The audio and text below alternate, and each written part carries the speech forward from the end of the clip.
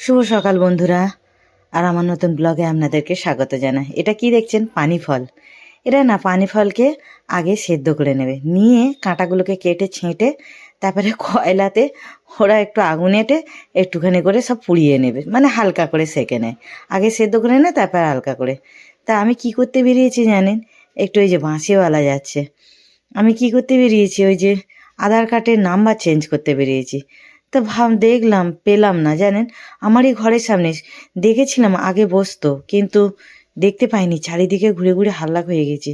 ঠিক আমার বাড়ির এরিয়ার মধ্যে একদম কাছাকাছি, বেশিক্ষণ নয়।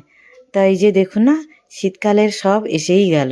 বাচ্চাদের, ছোটদের, বড়দের হাতে গ্লাস, কানে ঢাকা দেয়া, কত কিছু, সব কিছু আছে।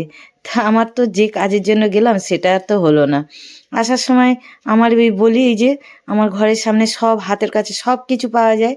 দেখলাম রোডের সামনে সব পেয়ারা, তারপরে ওই যে দেখুন আবার ওই যে দেখা যাচ্ছে পানি ফল। মানে এখন এই শীতকালটা না খুব পাওয়া যায়। আমার অতটা ভালো লাগে না, একটা দুটো খাই, কেউ যদি কিনে আনে, যদি বলি দাও তো একটুখানি চাকি, তবে খাই, নইলে খায় না। কিন্তু দাম আছে জানেন। আর দেখুন না, ফল ফ্রুট মানে চারিদিকে, মানে এই এরিয়াটা এত সুন্দর বন্ধুরা। সত্যি আমার তো খুব ইচ্ছা আছে, আপনারা আশীর্বাদ করুন একটা আমি যেন ওয়ান রুম কিচেন হলেও কিনতে পারি। কি বলবো, কেননা হাতের কাছে সব কিছু পাওয়া যায়।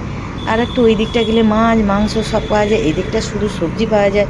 আবার এখানটা এসে জানেন একটুখানি লেবু আর পেঁপে নিলাম, আনারসটা নিলাম না। ये छोटा वाला मीठा होता है।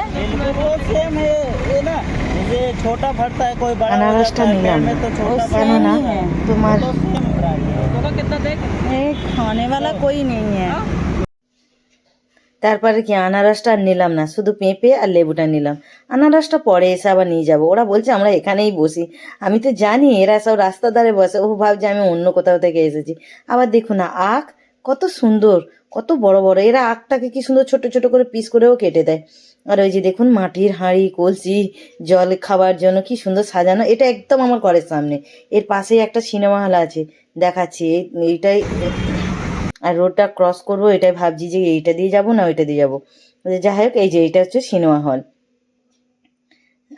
মানে 2 মিনিট যদি সিনেমা চালু হওয়ার আগে দৌড়ে হেঁটে সিনেমা হলে ঢুকতে পারবে, মানে এত কাছে একদম। খালি রোডটা ক্রস করলেই হবে বাড়ি থেকে বেরোলে। ওই যে রোডটা এবার ক্রস করলাম। এবার যাই গিয়ে জানেন বন্ধুরা, একটু রান্না দেখাবো। চিংড়ি মাছের তরকারি করেছি। তো বেলা হয়েছে 12:30 বাজে। আর এই যে এই রোডটা তো পরিচিত আপনাদের সবার, কেননা অনেকবার দেখিয়েছি। আর বিশাল গরম লাগছে জানেন বন্ধুরা। মধ্যখানের রোডটা তো খালি কেন বলেছি, গরিবদের এটা গাড়ি যায়, বাস যায়। তাই যে গিয়ে শুধু আমার কাজটা আর হলো না, কেননা ও অন্য জায়গায় দোকানটাও চলে গেছে, সেই জন্য। এই যে চিংড়ি মাছ, আর এই যে সব বাদাম ভিজিয়ে রেখে গেছি, পোস্ত সর্ষে ভিজিয়ে রেখে গেছি।